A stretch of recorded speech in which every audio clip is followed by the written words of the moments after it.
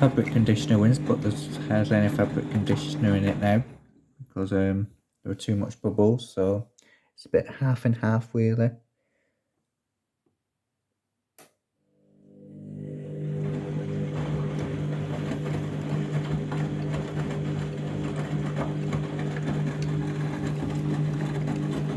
You can see the fabric conditioner is more or less all gone. So loads of suds in it still. You can tell it's a bit creamy, the water.